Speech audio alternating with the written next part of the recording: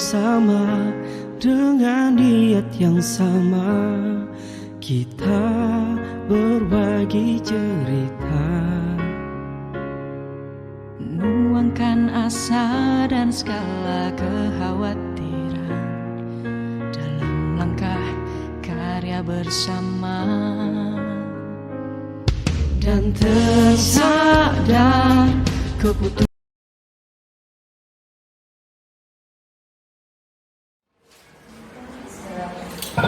Bismillahirrahmanirrahim. Assalamualaikum warahmatullahi wabarakatuh.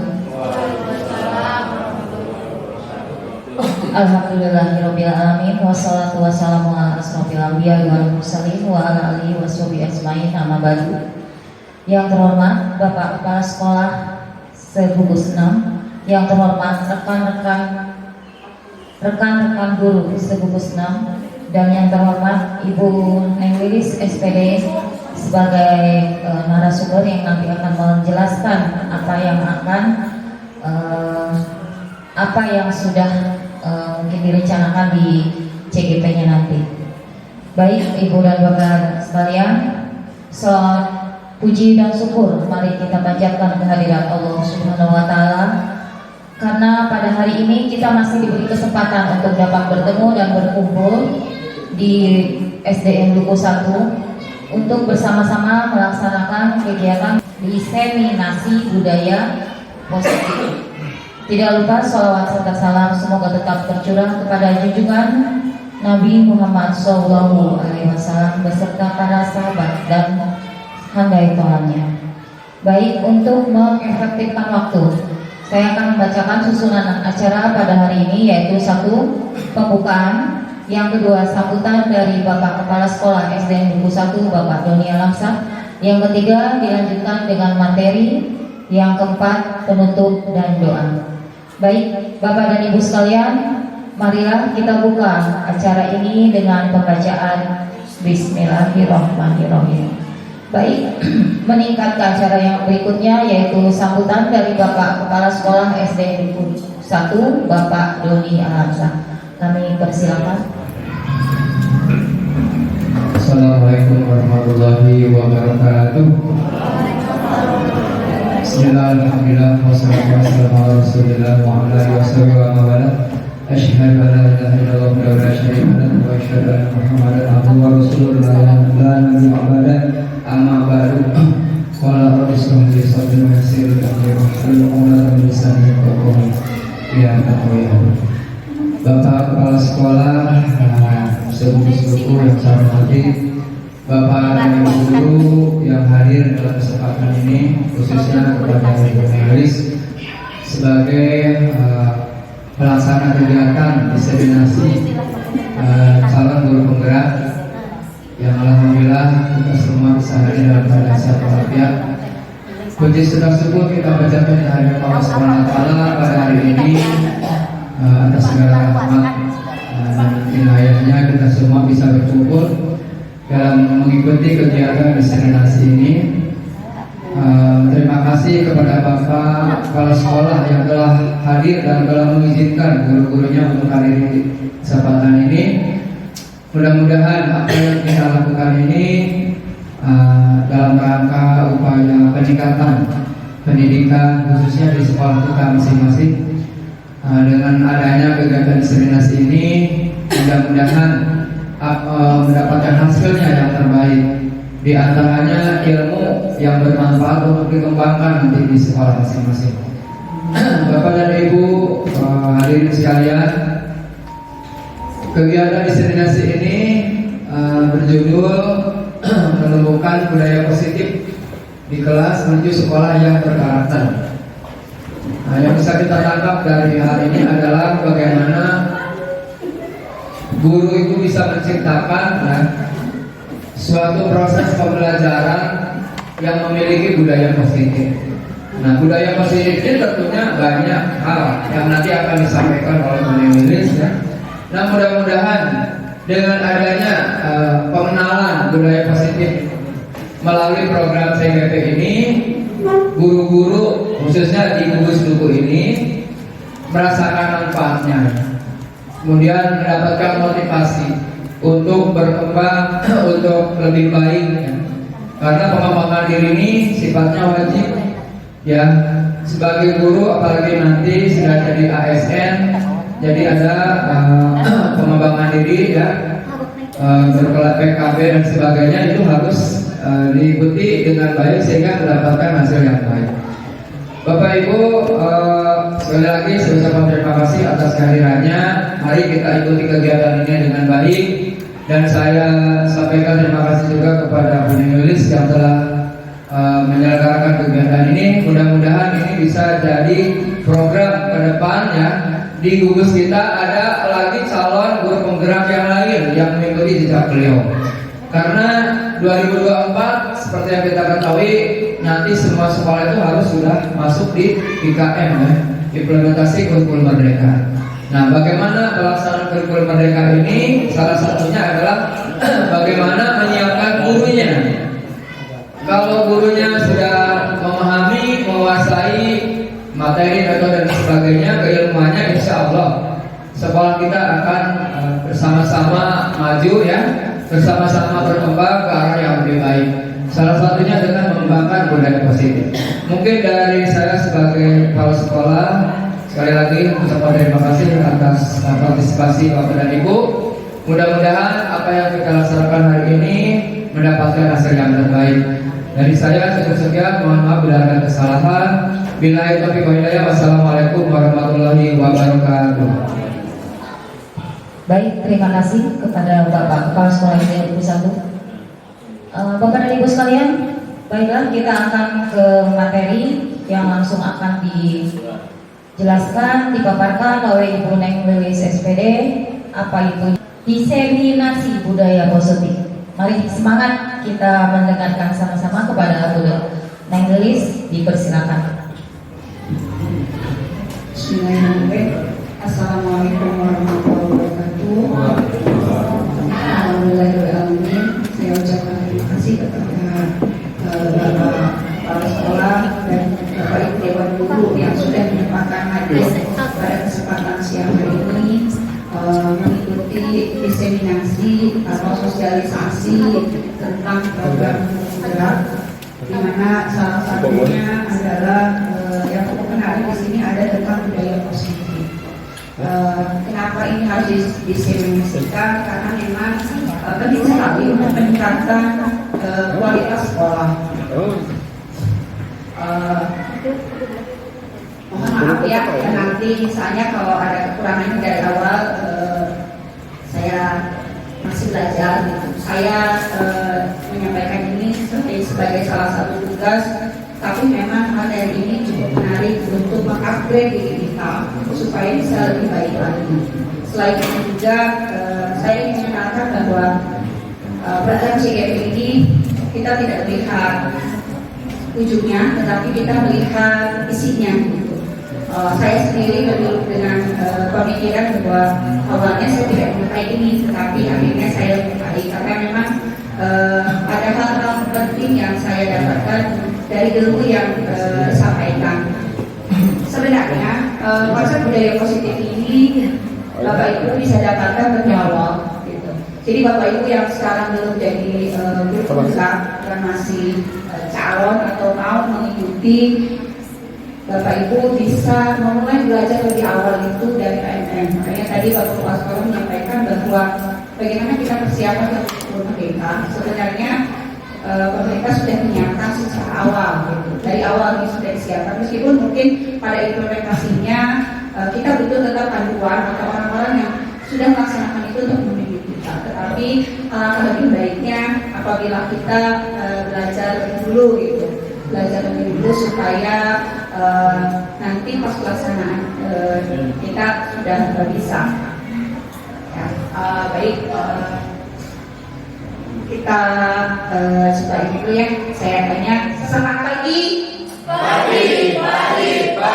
Bapak Ibu masih semangat ya datang ke sini. Sebelum mulai, boleh Pak yes. Saya ingin tahu, karena ini kita mau bicara tentang budaya positif. Saya ingin tahu secara jujur, Bapak Ibu boleh nulis yang jelek mau yang bagus mangga. Motivasi Bapak Ibu datang ke sini diundang sama saya itu sudah pasti saya yang mengundang Bapak Ibu. Tetapi ketika melihat undangan, soalnya kemarin waktu saya sosialisasi CGP itu jarang yang menyatakan saya mau ikut CGP-nya, tapi karena saya disuruh kepala sekolah saya. Jadi hampir semua guru yang ikut sosialisasi kemarin ditanya itu yang saya ajak ngobrol satu-satu, karena saya disuruh Bapak Kepsek, saya disuruh Ibu Kepsek, karena nggak ada orang lagi, jadi saya. Nah, saya akan bagikan momen ini kepada Bapak Ibu untuk menuliskan motivasi Bapak Ibu mengikuti diseminasi saya, sehingga nanti kita akan membedanya di budaya positif. Sebenarnya apa sih yang memotivasi Bapak Ibu mengikuti kegiatan sosialisasi atau diseminasi ini? Pak Cek, boleh minta tolong? Itu tidak dengan dulu. Ya, udah pasti Pak, saya udah Bapak kesini kan untuk mengikuti kegiatan ini. Saya kasih waktu 10 detik. Karena waktunya khawatir nanti. Saya berharap sih kita lanjut dulu ya sampai selesai, sehingga nanti tidak mengganggu. Kalau dipotong dulu lalu istirahat, dikasih bonus dulu, waktunya mati semua, kecuali mau minum kopi semuanya ya. Silakan ditulis. Kalau sudah ditulis, boleh Bapak Ibu tempel di samping sana di karton yang sudah saya siapkan.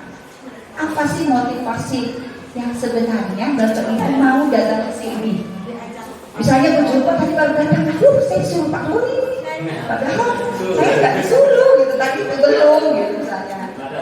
Nggak ada orang misalnya, nggak apa-apa. Boleh ditulis sejujur-jujurnya, nggak apa-apa. Sejujurnya diajak kepala sekolah.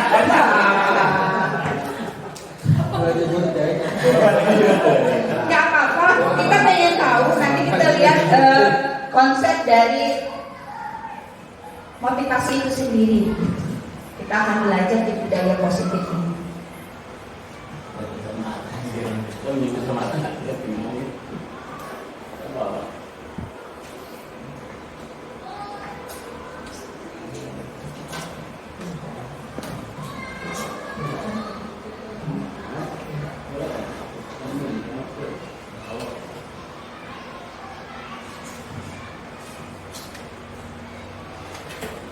Silakan yang sudah ditempel di sebelah sana.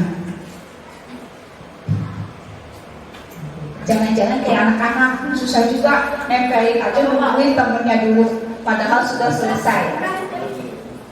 Yang berani berarti hebat.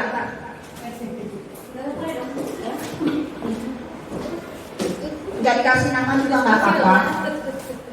Boleh kasih nama enggak juga nggak apa-apa, saya bilang. Kalau takut mah nggak apa-apa Pak. Iya, calon profesor katanya.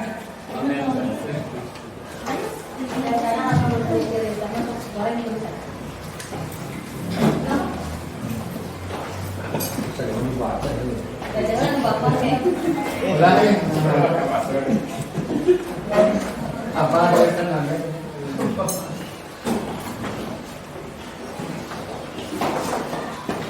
Baru 11. Satu detik lagi. Enggak. Tenang Pak Udin, nggak usah takut. Bonusnya itu di paling bawah bacaannya. Kalau yang enggak baca, kalau yang enggak berarti enggak baca. Pak Aceh jadi yang tahu orang. Sudah selesai ya. Saya mau coba bacain satu, tapi sisanya tidak akan saya baca. Cuma satu aja, pengen tahu aja. Jadi acaplah, saya juga nggak tahu ini motivasi saya katanya mengikuti kegiatan ini untuk menambah wawasan dan pengetahuan tentang budaya positif di kelas. Satu aja ya. Nanti kita lihat muncul dari mana motivasi itu. Baik, kita lihat ke sini budaya positif ya yang akan kita angkat. Saya membuat visi sendiri bahwa menumbuhkan budaya positif itu dimulai dari kelas. Kemudian kita akan mencoba menuju sekolah yang berkarakter. Mungkin saya dibilang kok baru sekarang disampaikan, saya uji coba dulu di kelas saya. Jadi saya tidak akan menyampaikan sesuatu yang belum saya lakukan, karena nanti hanya angan-angan saja. Jadi saya coba dulu lakukan ini di kelas saya secara pribadi. Saya ingin mengajak Bapak Ibu, meskipun beda sekolah ya, meskipun misalkan tidak di satu sekolah tempat saya, Bapak Ibu boleh melakukan kegiatan ini nanti, dan Bapak Ibu boleh dokumentasikan, lalu kirim ke saya. Nanti saya masukkan ke dalam aksi nyata supaya nih yang lain sudah nyampe gitu. Bahwa di tempat lain ini sudah dilaksanakan, tidak hanya di sekolah saya. Jadi budaya akhirnya gitu. Ya, membudaya pada akhirnya.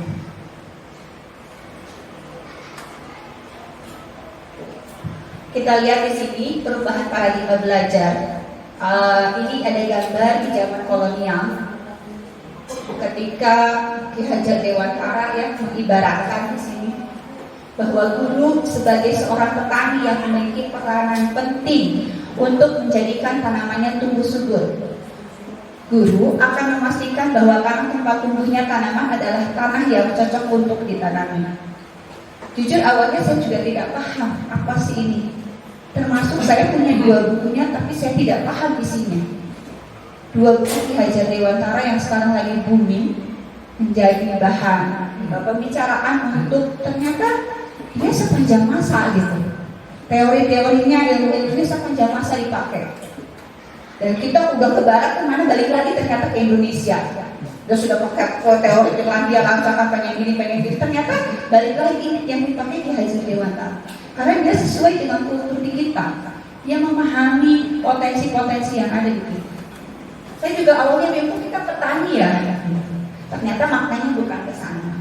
Di sini saya contohkan bagaimana perubahan belajar di zaman dulu, yang anaknya duduk sidakep KB, gitu ya. Semuanya sidakep, alat peraganya cuma 1 di depan, lalu beralih kerja kelompok. Kalau dilihat videonya di zaman kolonial Belanda itu tidak ada yang jarang sekali adanya pengelompokan siswa, kemudian siswa dituntun satu-satu gitu. Seperti saat ini mereka klasikal semua rata-rata. Kemudian di bawahnya lebih modern lagi, itu dengan menggunakan komputer. Artinya ada perubahan. Guru memastikan tempat tanahnya itu tumbuh tanaman. Jadi artinya kita itu sebagai petani, siswanya itu sebagai tanamannya. Sebagai tanamannya yang akan kita pastikan bahwa semuanya itu akan tumbuh dengan baik dan subur. Kita kasih pupuk, artinya kita kasih motivasi, kasih dukungan dan segala macamnya. Nah, di sini Ki Hajar Dewantara menyatakan bahwa kita ambil contoh perbandingannya dalam hidup tumbuh-tumbuhan seorang petani. Dalam hakikatnya sama kewajibannya dengan seorang pendidik. Nah, ini maksudnya. Yang menanam padi misalnya hanya dapat menuntun tumbuhnya padi, dia dapat memperbaiki kondisi tanah. Berarti kalau kita di kelas, kondisi lingkungan kelasnya bisa kita perbaiki. Karena si anak, setiap anak itu sudah punya potensi masing-masing. Punya kodrat, ada kodrat alam dan kodrat semen. Kayak sekarang kita tidak bisa menutup mata dengan bahwa kita tidak bisa memberikan gadget. Susah memang dari orok. Anak dia dari orok loh. Kenapa dari dalam perut ibunya sudah main gadget kan? Otomatis anak yang grojok juga akan main gadget. Tetapi bagaimana kita mengolah itu supaya tidak sampai kebablasan.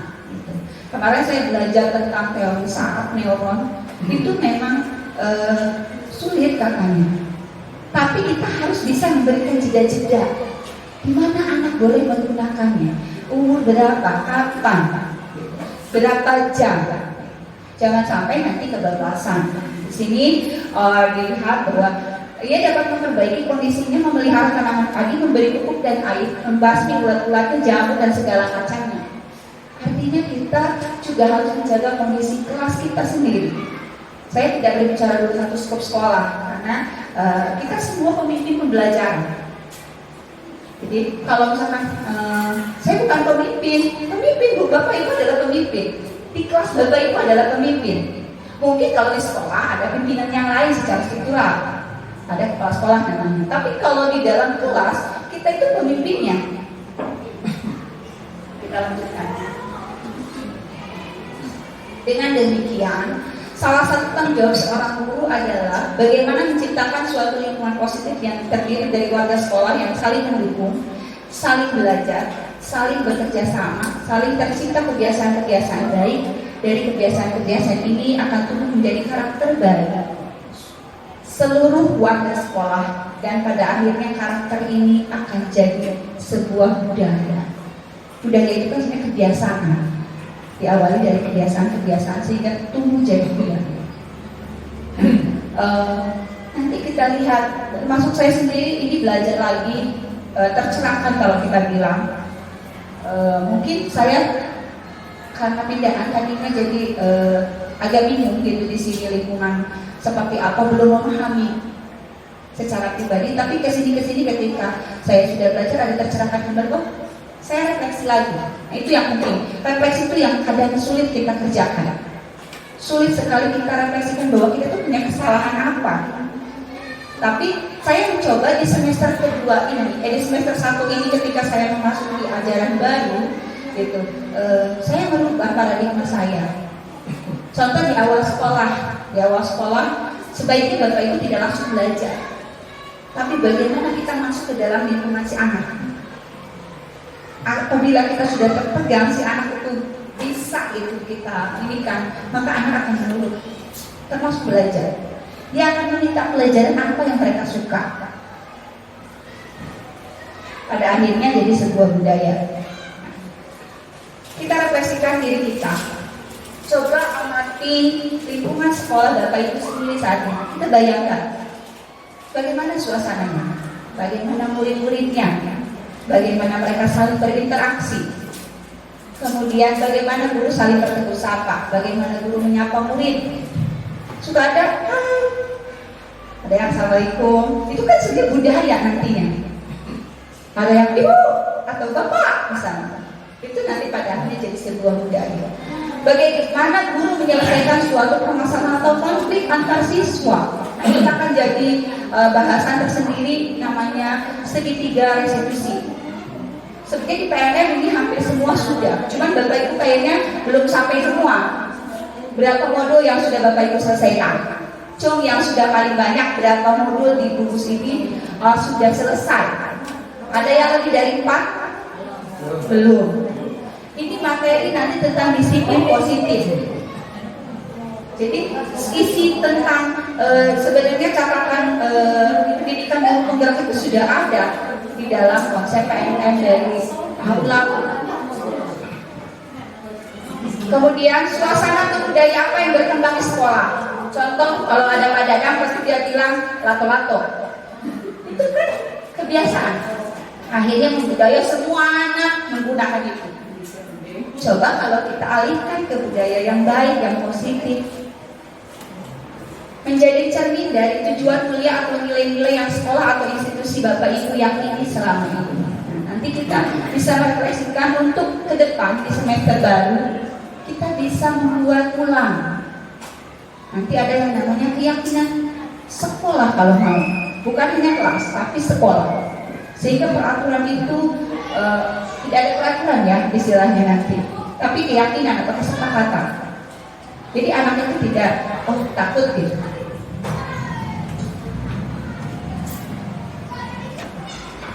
Nah, di budaya positif ini saat ini sebagian modul ini satu paket modul itu ada 4 isinya. Ini adalah 1.4. Di dalam 1.4 ini tentang budaya positif ada 6 inti bahasan yang di CGP bahas. Salah satunya disiplin positif dan nilai-nilai kebajikan, teori motivasi, hukuman, penghargaan, dan restitusi, keyakinan kelas, kemudian kebutuhan dasar manusia dan dunia berkualitas.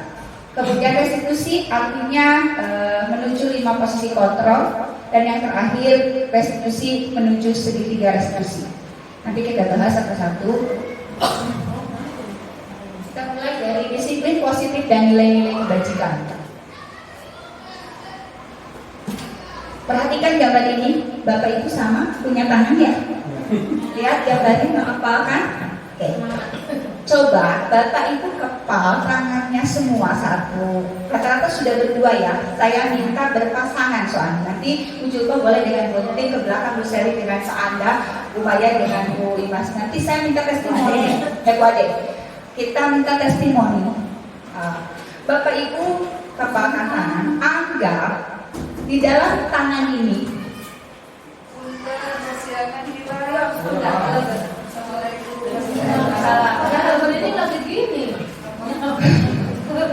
untuk tidak kaget saya lagi begini. Kepalkan dengan Bapak Ibu. Nanti tolong ngobrol dengan temannya yang berpasangan. Bapak Ibu, hati-hati. Bapak Ibu anggap punya barang berharga, jangan dibilang sama temannya, punya barang berharga yang cukup istimewa menurut Bapak Ibu, ya, yang digenggaman Bapak Ibu. Ya, tebak, betul. Tapi caranya, nanti gantian ya, gantian. Saya kasih nanti 5-10 detik Bapak Ibu rayu temannya. Untuk ini cobalah buka, supaya dibuka. Isinya apa sih? Gitu. Coba tolong rayu kepoin tuh punya kreator apa sih isinya? Punya. Aku nggak boleh, nggak boleh nanti dijawabnya harus di depan. Barang apa sih punya Pak Anda yang berharga? Nah, anggaplah kita sedang nih. So, Pak Doni dengan Pak ini coba ngobrol. Kepo itu, ya, isinya apa? Siap ya? Siap. Silakan berhadapan-hadapan. Nah, siapa yang mau duluan ngomong boleh. Nanti tolong rayu. Saya minta dirayu temennya supaya bercerita isinya apa. Rayu adanya. Silakan. Mau saya Pak Anda mau nggak? Silakan. Siap. 1, 2, 3. Silahkan rayu temannya supaya bercerita isi kepalanya. Oh, rayu, pokoknya harus sampai dapat.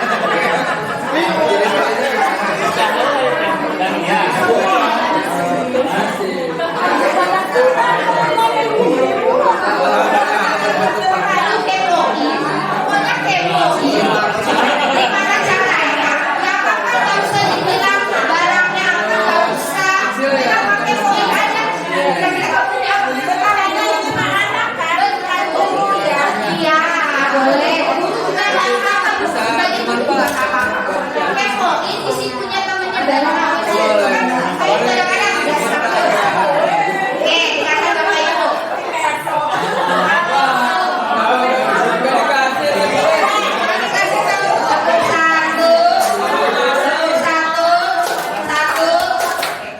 Bapak Ibu, kalau dibilang dulu itu nggak seru, kan kita pengen kepo. Saya kayak di bawah, pernah lihat sensor kan? Suka kepo kan? Nah, terus begini misalkan kemarin tuh si Bu Jija lagi pulang kepo ini.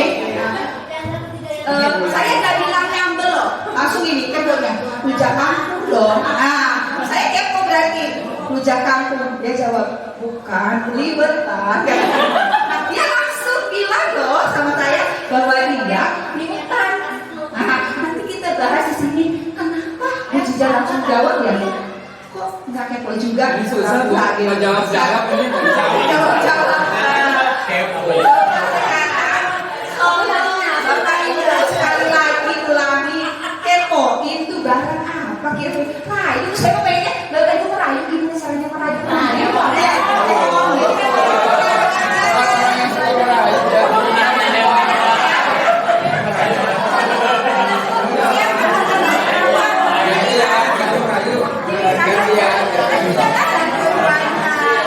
Bagi-bagi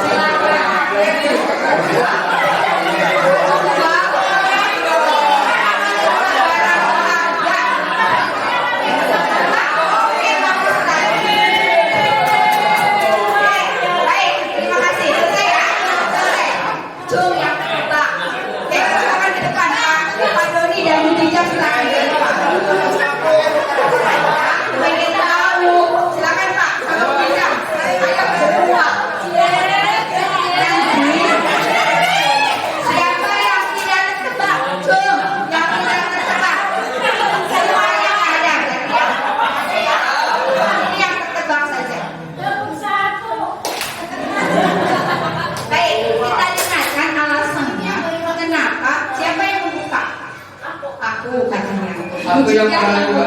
Yang merayu. Hati-hati ya dekat aku. Oke, kita tanyakan satu pertanyaan kepada Bapak Roni. Apa rayuannya yang sampai Bu Cica membuka hatinya? Iya, apa yang membuat Bu Cica itu mencurahkan hatinya?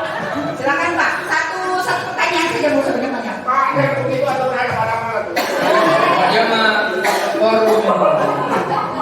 Jadi awalnya begini, tadi ketika diberikan tugas untuk merayu gitu kan, langsung aja namanya laki-laki biasa merayu duluan. Awalnya merayu kurang bagus lah gitu kan.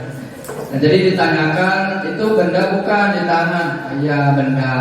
Jadi saya inikan ciri-ciri benda itu dulu gitu. Jadi nggak langsung menebak ciri-cirinya dulu. Bendanya ada manfaatnya enggak? Oh ada jelas, besar manfaatnya gitu. Tapi bendanya besar apa kecil? Kecil. Wah dari situ saya makin ini penasaran gitu. Manfaatnya apa saja? Pokoknya banyak untuk kehidupan. Gitu. Wah apa ya? Saya udah ditebak-tebak di dalam pemikiran. Apa ya bendanya kecil tapi manfaatnya besar dan bisa mencakup dalam satu kehidupan. Kemudian boleh ditebak gak langsung gitu ya, boleh ditebak. Apa jawabannya gitu ya? Yang saya pikirkan adalah benda kecil tapi bisa membuka cakrawala dunia, yaitu flash disk. Saya tebak langsung flash disk. Oh iya betul. Padahal ya ke situ ya. Langsung aja kan ketika sudah ditebak berarti diberikan kepada saya. Mungkin itu cara membuka ini ya. Baik, terima kasih. Ternyata ya. Saya tanya dulu Bu Cica. Kenapa Bu Cica memberikan clue kepada Adoni? Saya kan nggak perintahkan ya apa-apa. Pokoknya rayu. Saya minta Bapak Ibu rayu temennya supaya membuka tuh isinya apa, barang apa sih berharga yang ada di tangannya. Silakan Bu Cica. Kenapa Bu Cica?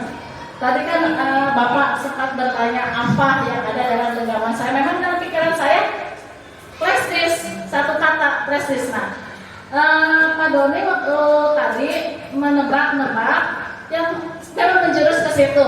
Artinya dalam hati saya tetap memberikan pancingan dari yang Pak Doni tebak tadi terus dipancing sampai akhirnya tertebak itu. Kita akan bicara tentang kontrol. Siapa yang pegang kontrol sebenarnya? Kenapa dia tidak dikontrol orang lain? Ini perayu ulung. Baik, terima kasih tepuk tangan buat semuanya. Satu orang yang tidak dibuka. Dua dibuka? Dibuka akhirnya. Siapa yang merayu? Oh aku kebuka pimpin. Tapi dikasih. Oke, kenapa alasannya? Oh dikasih dulu. Sama. Siapa yang tidak terbuka sama sekali? Dipukul kayaknya sama Pak Anggi. Wah silakan.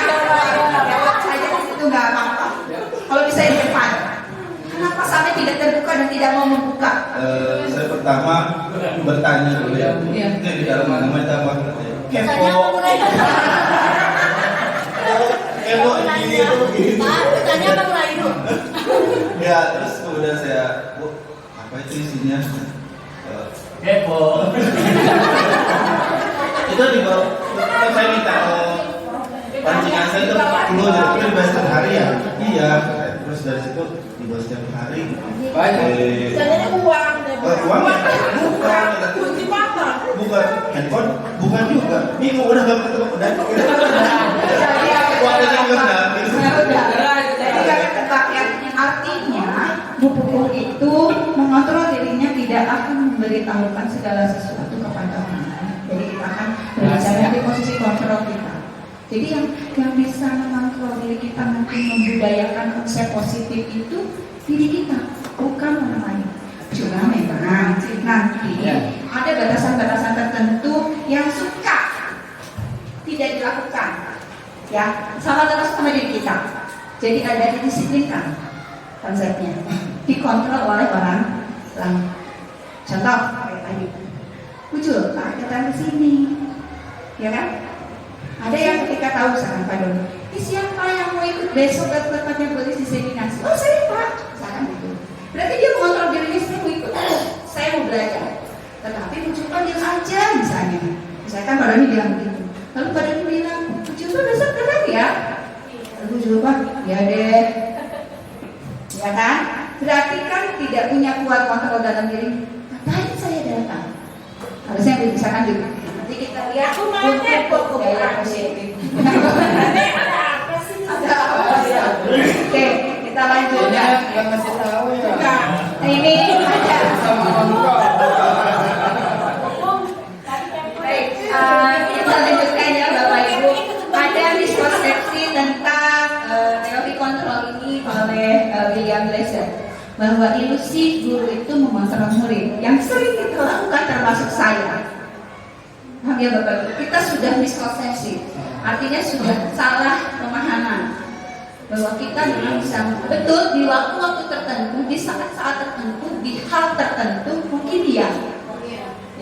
Ada yang harus memang dikontrol oleh kita, tetapi di tempatnya lain itu tidak perlu sebenarnya.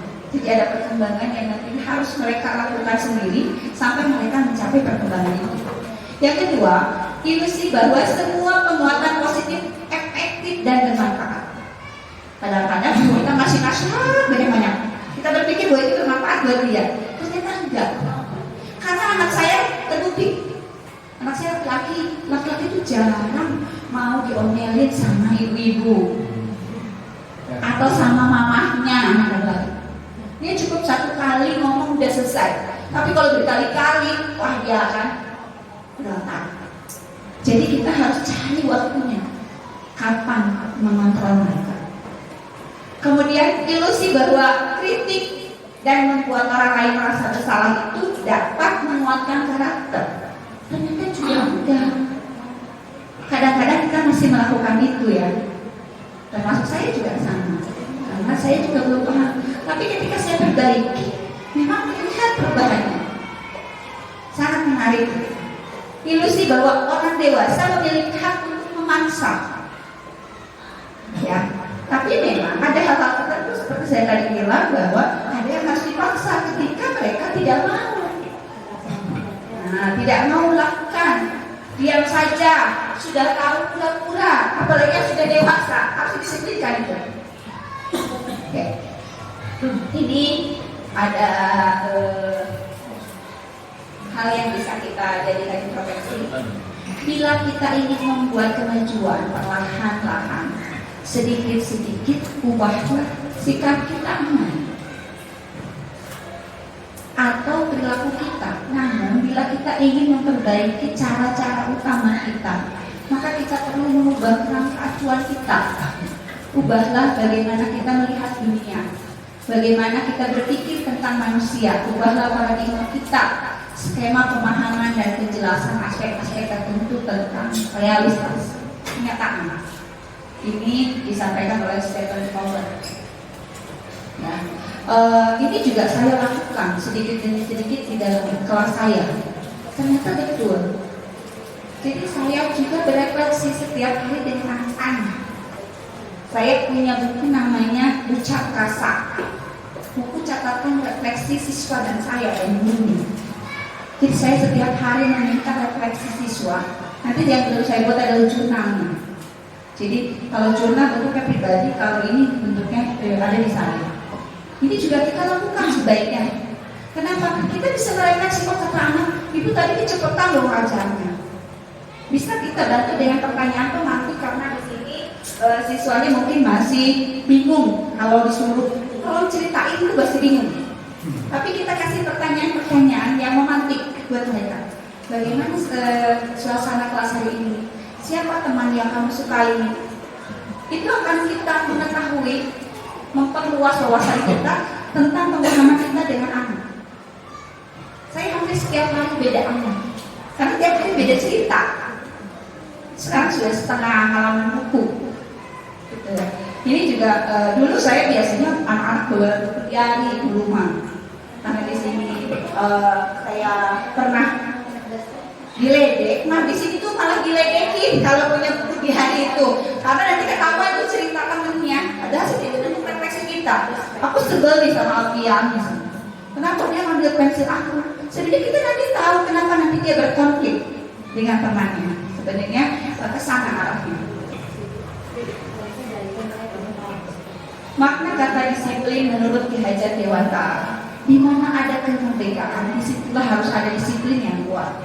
Sungguh disiplin itu bersifat self disiplin, yaitu kita sendiri yang mewajibkan kita dengan sekeras-kerasnya. Seperti tadi, ada kontrol dalam diri kita. Kenapa Bu Pupung nggak mau cerita? Buat Bu Pupung itu rahasia, nggak boleh. Mau dibujuk sehebat apapun, dikasih duit sebanyak apapun, akhirnya kita bisa membayangkan nanti ke depannya, ke jauhnya ya, bagaimana orang-orang yang mentalnya mudah dikorupsi, kolusi, jadinya gampang, disuap, dan sebagainya.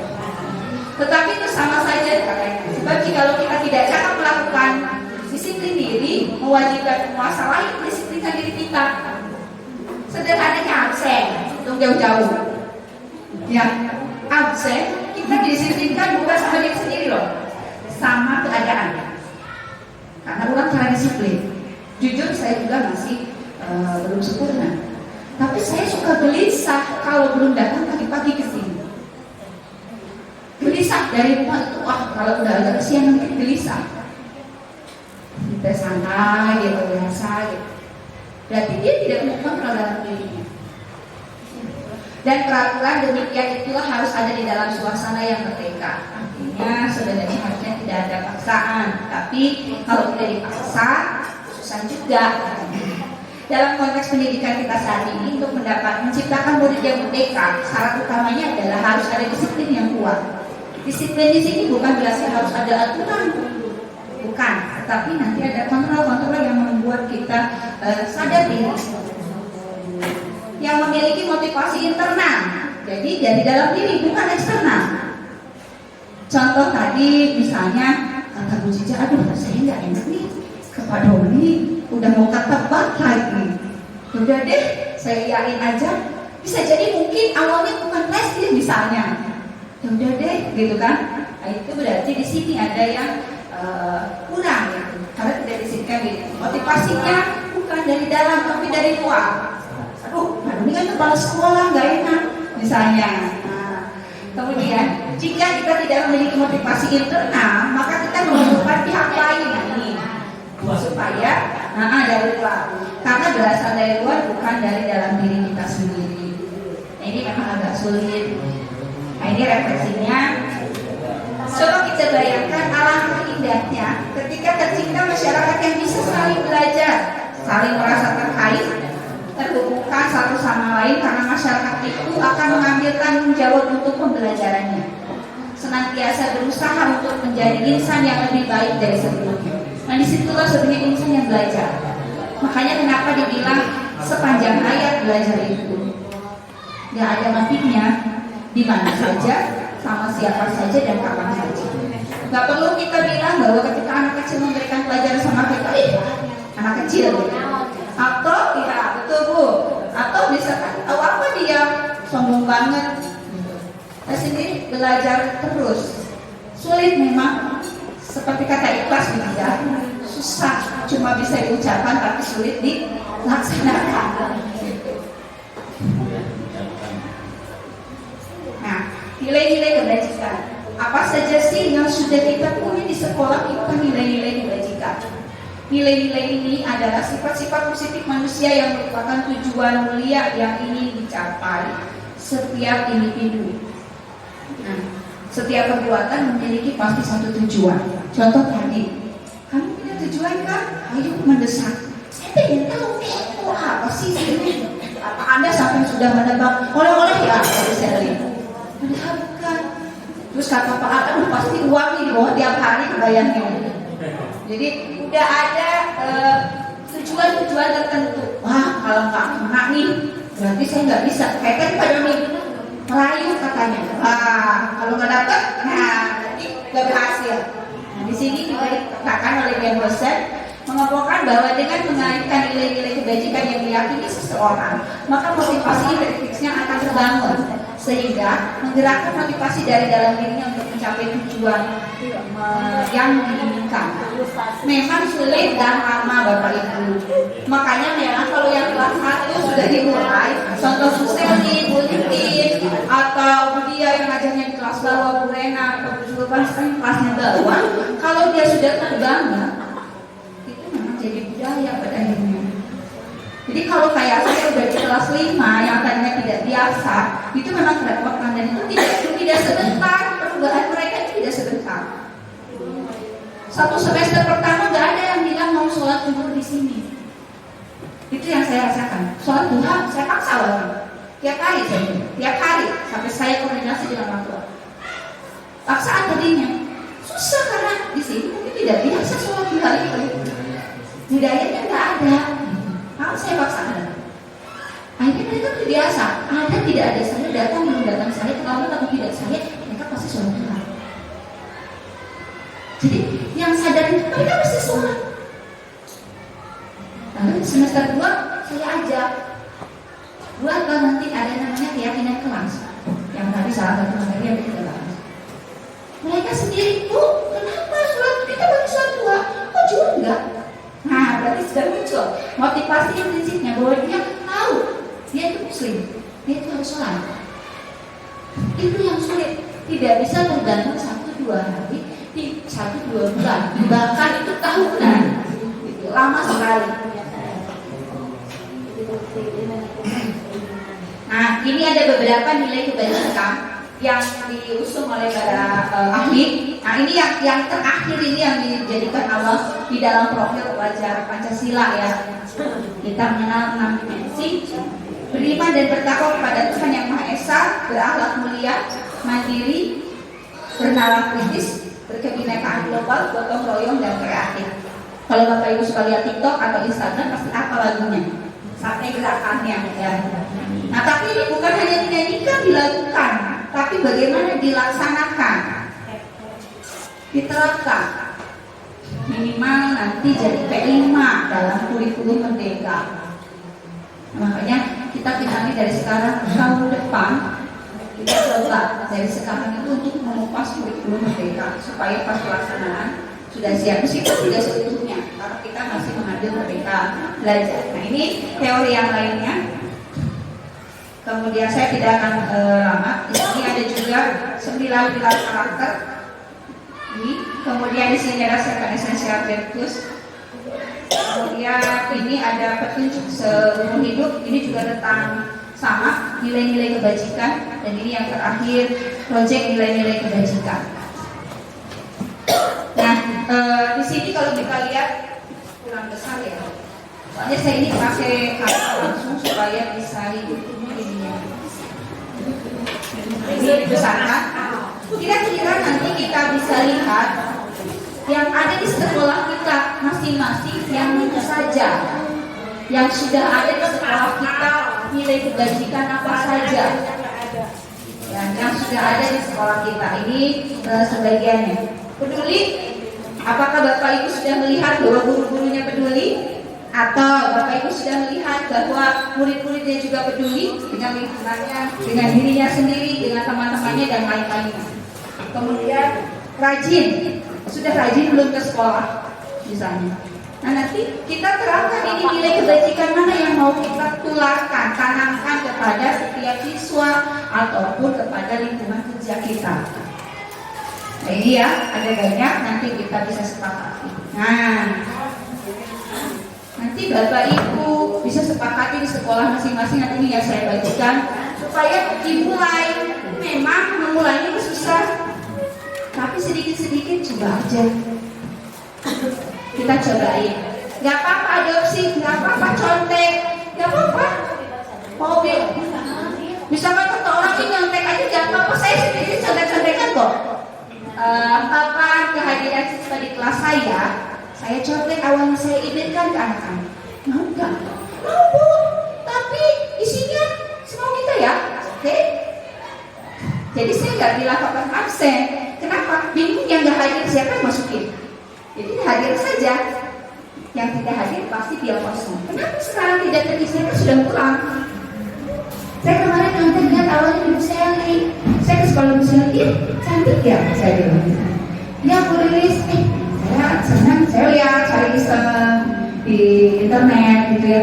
Apa ya yang menarik? Saya manfaatkan limbah. Sebenarnya saya pengen mengangkat nanti P5 itu karena kita satu bungkus dekat dengan sampah, kita coba angkat sampahnya aja satu. Gak usah macam-macam, satu sampahnya aja. Karena itu bisa menghasilkan nilai ekonomi plus juga pengetahuan buat kita dan menyehatkan lingkungan. Gitu. Ya, ini dibuat dari apa? Karena rokok saya tutup. Kenapa? Karena rokok itu tidak baik buat anak-anak. Saya tutup biar nggak kelihatan. Kalau bikin dulu kan lama ya. Nah, jadi saya tutup, saya pakai karton, saya print gambar-gambarnya sesuka anak maunya apa. Saya pengen bulan, saya sukanya mau binatang aja, serah mau bunga. Jadi setiap hari nanti mereka absen serah. Iya sih, jadi saya tinggal mengecek pas datang si A, si B, si C saja gitu. Ada hal yang menarik, kan nanti bisa pakai papan emoji. Pas masuk ke papan emoji yang dipegang, apa perasaannya pas datang ke sekolah. Nanti Bapak Ibu bisa lakukan lagi di sekolahnya masing-masing.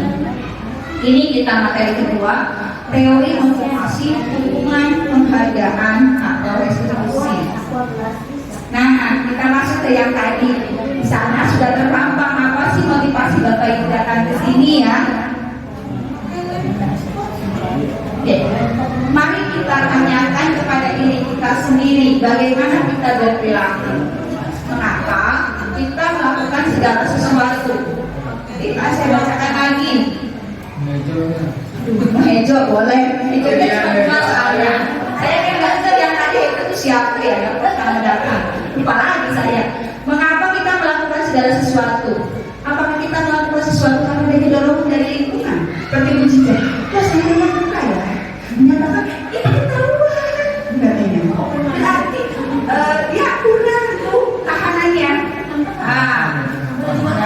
Atau ada dorongan lain.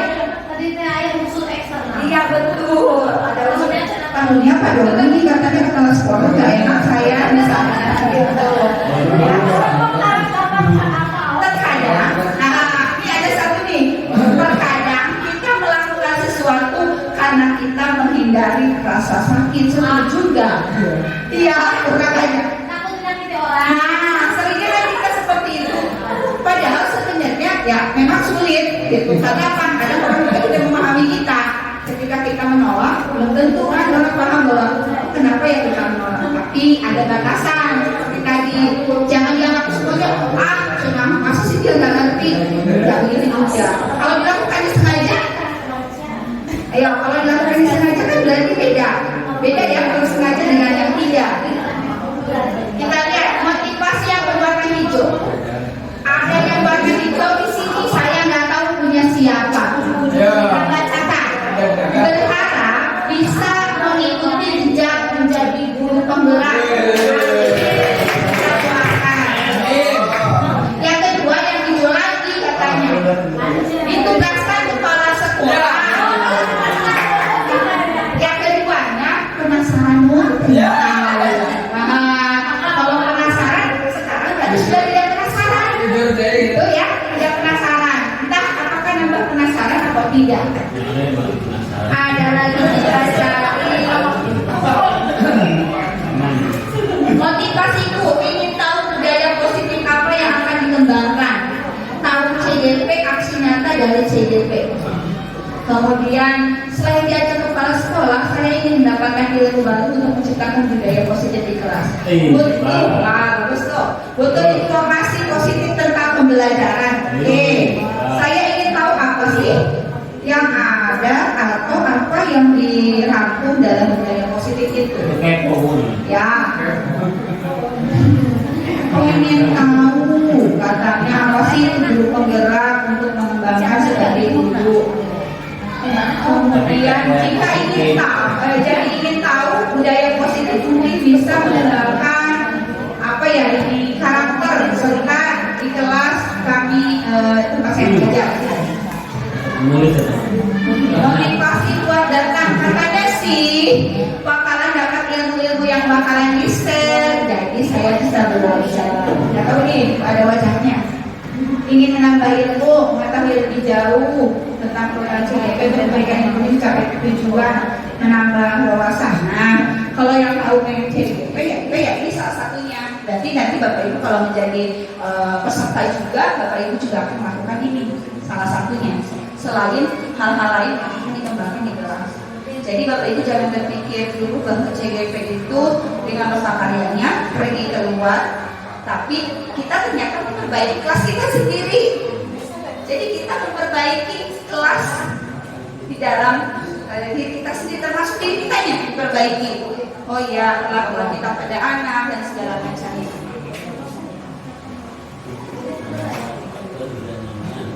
Terkadang kita juga melakukan sesuatu untuk mendapatkan apa yang kita mau. Sering ya, supaya dipenuhi keinginan kita, terutama anak kecil ya. Kalau ini aku mau deh gini, itu salah satunya. Itu motivasinya berarti. Ada yang dari luar, ada yang dari dalam. Dalam bukunya nih, Brian Johnson menyatakan bahwa satu, untuk menghindari ketidaknyamanan atau hukuman. Pernah kan ketika menegur anak lalu anak berbohong? Ya, misalnya, kenapa kamu terlambat? Itu bantuin mama, berarti dia menjadi hukuman. Kalau saya kan sudah ada nih, saya tempel di sini tata tertib kelas, aturan. Nanti saya tempel di sana itu keyakinan kelas. Artinya kita melihat bahwa ini ditempel dari awal sebagai aturan dari kelas di awal. Akankah beda ketika mereka meyakini membuat sendiri? Saya belum tempel saja Bu, ya Pak. Saya sudah membuat, cuman belum saya tempel karena kemarin banyak kegiatan jadi belum saya tempel. Nanti saya contohkan seperti apa keyakinan kelas anak-anak di kelas saya. Yang kedua, mendapatkan imbalan atau penghargaan. Hanya dipuji. Puji apa? Hanya dia Pak. Gitu. Aduh, ini kan saya banget misalnya. Gitu. Kalau saya nggak ini, nah itu berarti hanya dipuji. Atau yang ketiga, untuk menjadi orang yang mereka inginkan dan menghargai diri sendiri dengan nilai-nilai yang mereka percaya. Jadi ada juga ya kadang-kadang kita itu gak enakan sama orang. Kata Bunda tadi kadang kita bingung gak enak gitu, negur gak enak. Tadi tegur salah gitu. Ditegur marah. Tahu aja berhubung. Baik, kita pikirkan mereka ada Bapak Ibu berada dalam sebuah situasi di mana sengaja melakukan sesuatu yang menyakitkan. Pernah nggak? Sengaja akhirnya. Ada yang pernah akhirnya sengaja menyakiti diri sendiri, bertabrakan dengan penghargaan dari orang lain. Sebenarnya kita nggak suka melakukan tapi tetap kita lakukan. Pernah? Ya, betul. Pernah Bu Ade? Pernah. Ceritakan Bu Ade salah satunya. Nggak apa-apa Bu Ade. Misalnya apa? Tetap melakukan. Ya, saya nggak mau loh. Tapi saya lakukan juga gitu.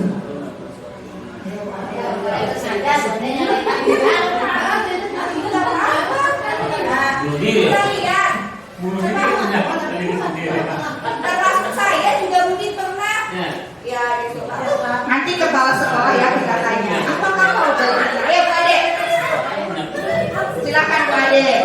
Mungkin Bu Ade pernah melakukan sesuatu sebenarnya nyakitin diri sendiri loh. Ini yang saya alami ya, cerita ya.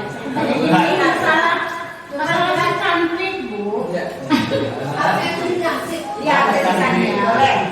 Apa namanya kan saya suka ngobrol nih, bertukar pikiran sama rekan kerja ya di kantor atau di kelas. Kata teman, seperti ini Bu ada solusinya katanya. Ya, dan ya saya ikuti. Ternyata sampai di rumah saya harus balik lagi. Tidak bisa jauh gitu Bu.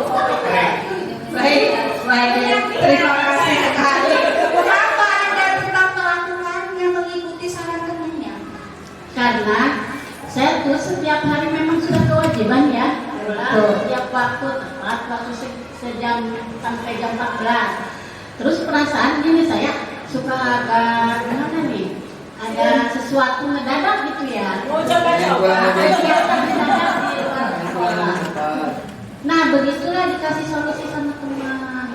Ternyata pas saya dari rumah, pas mau absen berubah, tidak berubah gitu, maksudnya sampai, nah ya, jadi harus balik lagi ke kantor.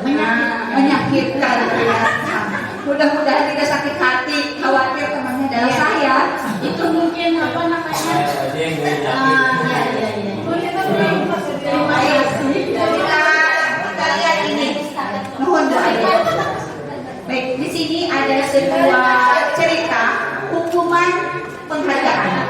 Tolong bacakan Bu Jul, Pak. Tolong didengarkan.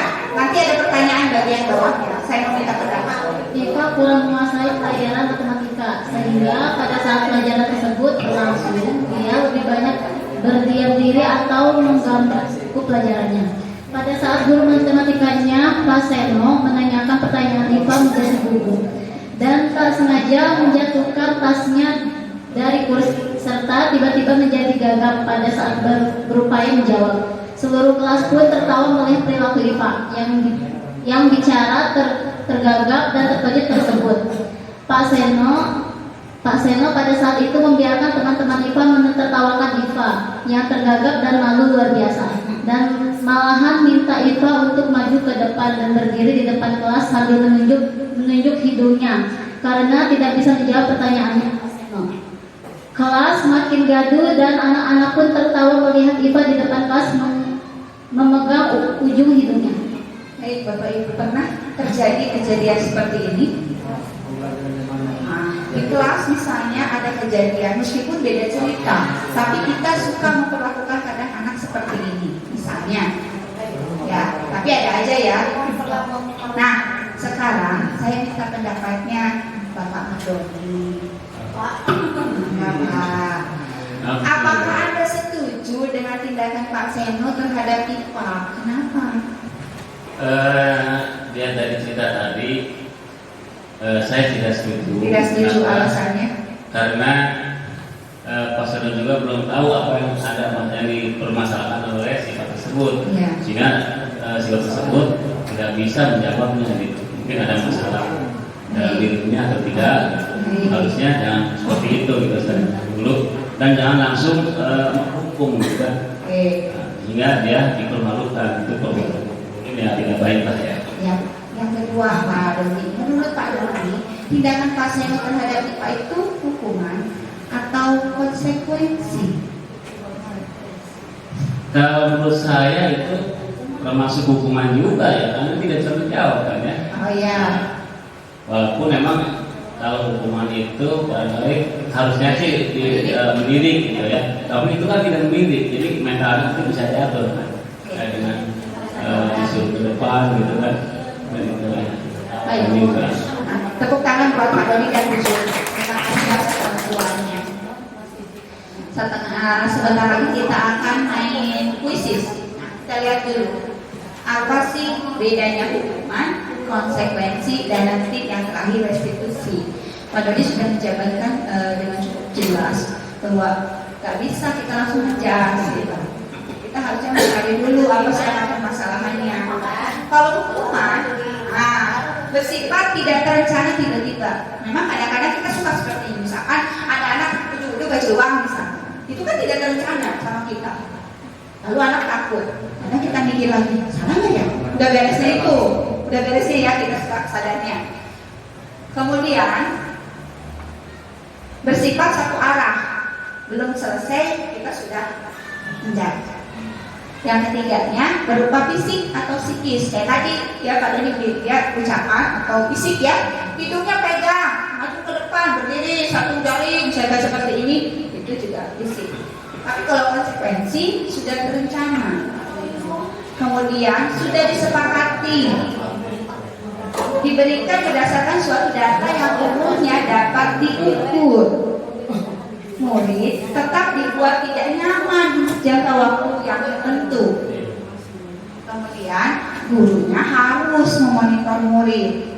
Contoh kayak tadi misalnya. Nanti kita akan lanjut ke sini nih. Saya belum jelaskan dulu ke sini. Ini contoh nanti penyelesaian yang baik dengan menggunakan restitusi. Apa itu restitusi? Nanti ada khusus bahasanya. Saya tidak akan bahas lagi tentang pengertian restitusinya. Jadi saya akan langsung ke ciri-cirinya dan bagaimana penyelesaian masalah yang tadi dihadapi. Proses menciptakan kondisi bagi murid untuk memperbaiki kesehatan mereka. Kesehatan itu bukan karena dia sakit, gitu, tapi karena dia merasa tersakiti. Bukan dianya sakit betulan ya, panas atau demam dan lainnya. Sehingga mereka bisa kembali pada kelompok mereka dengan karakter yang lebih kuat. Contoh kalau tadi misalnya diketawain, kira-kira apa yang terjadi dengan si Ipa? Malu, frustasi, minder. Dendam pada ini itu yang kuatnya dendam sama gurunya misalnya, jadilah doa yang jelek, ya itu yang latihan. Nah, nanti kita perbaiki bagaimana supaya mereka tidak berlaku seperti itu. Dan saya sudah mencobanya, itu betul. Jadi anak itu memang menyadarinya sendiri. Kesalahan itu mereka buat, mereka sadar, hanya tidak mengulang. Meskipun memang kalau anak SD itu tidak seperti SMP SMA, harus diingatkan lagi, harus diulang lagi berkali-kali. Kalau kata gurunya anak saya, tenang Bu, belum mencapai kematangan. Jadi yang kita harapkan adalah kematangan akhir balik, ya itu yang sulit. Jadi menunggu kita itu, tapi kita bosen gitu. Itu yang sulit. Kita bukan SD loh, jangan salah. Beban tanggung jawabnya berat, karena masanya mereka adalah membentukkan karakter. Kemudian dia juga berkata nih, si dosen ini, proses kolaboratif yang mengajarkan murid untuk mencari solusi untuk masalah mereka dan membantu murid berpikir tentang orang seperti apa yang mereka inginkan dan bagaimana mereka harus memperlakukan orang lain yang sama. Nah ini nanti sebenarnya ada masuk ke coaching istilahnya. Bagaimana kita menggali ketika orang cerita, balikin lagi sama kita. Jadi tidak kita yang memberitahu, tapi kita bertanya ulang. Contoh misalnya muncul ke cerita ke saya, Bu, anak saya di kelas belum bisa baca. Kira-kira harus diapain ya? Saya sudah 10 kali ngajarin baca tetap gak bisa. Nanti saya itu nanya, jujur Pak, dia belum bisa baca, menunjukkan belum enggak? Jadi bukan saya kasih solusi. Nah, sama nanti dengan anak juga ternyata harusnya begitu kita kan bukan ya, kamu harusnya begini. Itu yang kita lakukan. Ternyata kita mulai begitu bukan gitu. Kita terus tanya dulu sampai dia itu tahu bahwa oh saya itu salah, saya itu tahu nih kenapa saya bermasalah gitu. Jadi tidak memberikan langsung solusi. Kemudian ada yang dihukum tapi oleh penghargaan. Nah ini yang kadang paradigma ada yang menyetujui dan ada yang tidak. Kenapa? Satu sisi orang berpikir penghargaan itu bagus, tapi di sisi lain mereka susah menjatuhkan. Makanya nanti ketika kita memberi penghargaan termasuk kepada siswa, mungkin kalau bentuknya lomba lain ya. Kalau bentuknya lomba lain, lomba itu berarti kan sudah disiapkan, kita akan kasihkan juara atau pemenang. Tapi kalau kita di kelas kan banyak anaknya tuh. Nah ini kita memang harus hati-hati, karena saya belajar juga dengan anak saya pribadi dan anak saya di kelas, kalau dijanjikan duluan itu tidak ada konsekuensinya. Saat kita berulang kali menjanjikan hadiah kepada anak-anak agar berlaku tanggung jawab, atau kepada seorang murid agar mempelajari sesuatu yang baru, atau kepada seorang karyawan agar melakukan pekerjaan yang berkualitas, kita sedang berasumsi mereka itu bisa pasti melakukannya. Pastilah kalau diberi hadiah main, insya Allah mereka itu bisa gitu. Mereka pasti senang kalau dikasih reward gitu. Atau mereka tidak akan terpilih untuk melakukannya. Ini dihukum oleh penghargaan itu sendiri. Kita kadang-kadang sering melakukan ini.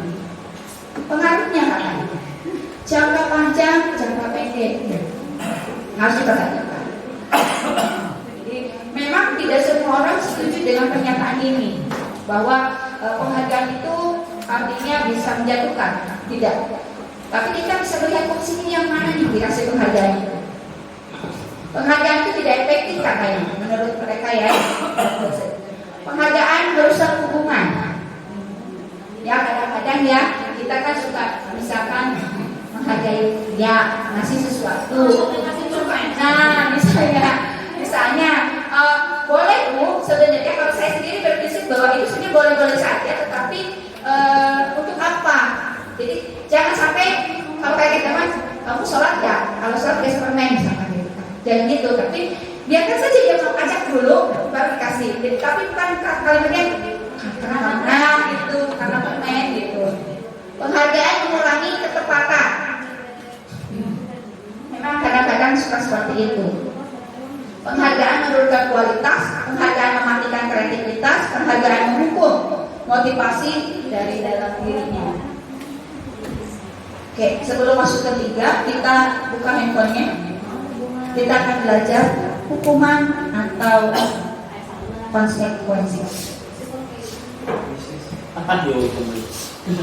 Buka quizzes.com-nya. Kita akan mulai. Nggak ada baca. Siap, parkir.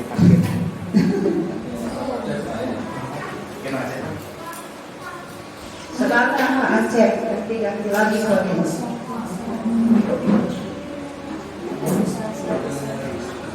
Nah, nanti kita bisa belajar tanpa dan belajar quizzes. Ini menarik buat anak-anak seru. Gak perlu kita pikirin handphonenya anak-anak gak punya, enggak gitu. Kita bayangkan dulu anak-anak pasti ada yang punya. Gitu. Karena saya sudah mencobanya. Terus saya berpikir, aduh anak saya pasti gak punya, orang tua pasti berisik. Gitu. Nah ini bagaimana nanti kita mengkomunikasikan dengan orang tua. Saya merasakan soalnya sudah 10 tahun di sini, baru kelas sekarang yang komunikasinya agak baik dengan orang tua itu, artinya saling mendukung. Ketika kita punya program, mereka mengikuti.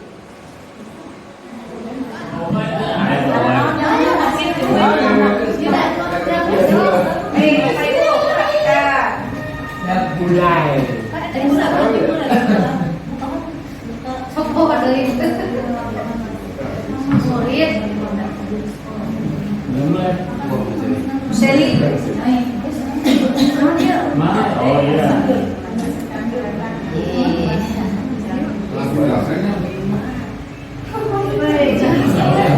Pilihannya cuma ada 2 ya.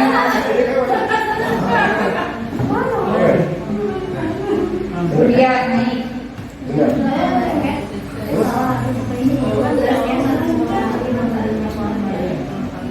Bu Seli naik lagi. Ya udah kesian.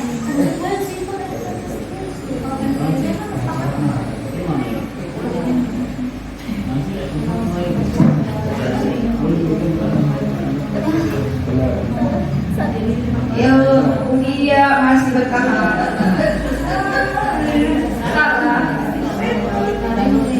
Abu Seri naik lagi.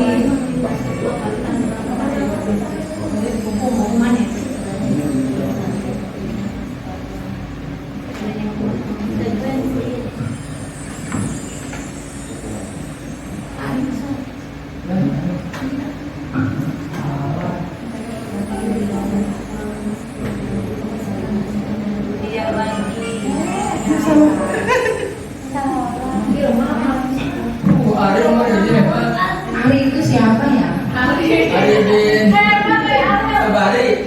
Oh, Ari bin Sobari. Ini terus kemana kamu? Salah loh. Naik lagi. Ini langsung ngejar. Jadian ya. Kenapa? Udah selesai. Dan 8 hari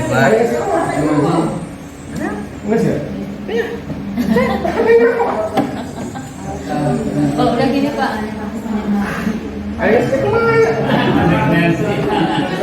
Ya, kita beri tepuk tangan buat Bapak Ari.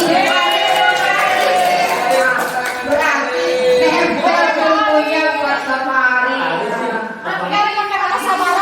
Yang harus siap.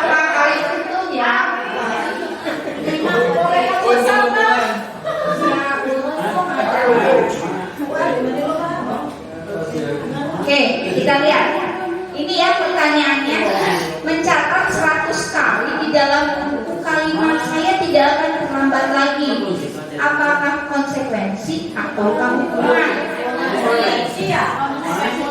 Konsekuensi atau hukuman? Kenapa bisa dikatakan ini konsekuensi? Nah, ini tadi ada konsepnya bahwa ini direncanakan ya, masih cuma 10. Lanjutkan ya sedikit lagi biar cepat. Kita masuk ke materi yang ini, keyakinan kelas. Nah, inilah yang ingin saya jelaskan.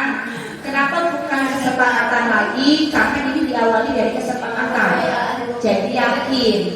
Kalau mungkin dulu kita bilangnya peraturan. Coba nanti kita ubah di sekolah-sekolah jadi keyakinan. Jadi ini dibuat kata-kata aturan yang disepakati bersama. Kadang kita menempel ini kayak ini, yang saya ini sudah saya tempel dari awal ya saya yang buat, bukan berdasarkan kesepakatan kepada anak. Saya tempel karena saya biasa membuatin dari awalnya. Karena saya pernah bahwa ya ternyata meskipun kadang suka melakukan sepakat yuk, tapi nggak pernah terdokumentasi, hanya berdasarkan lisan saja. Nah, harusnya ditempel di kelas supaya anak tuh melihat. Oh ada nih, nanti Bapak Ibu akan saya share kalau sudah jadi ya, biar Bapak Ibu bisa melihat dan Ibu nanti bisa mengadopsi dan melaksanakannya.